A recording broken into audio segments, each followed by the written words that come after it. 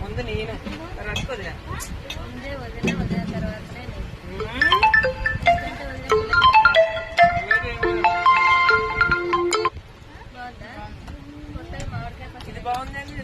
అవును, మనం డబ్బలకెత్తింది మంచిగా లేదురా.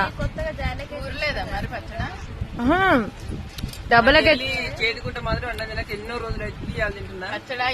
నేను కూడా తింటూనే ఉన్నా ఈడ చెక్క, మామిడికాయ చెక్క. మరి నాకు పెట్టవారా? నాకు పెద్ద ముద్ద పెట్టాలి.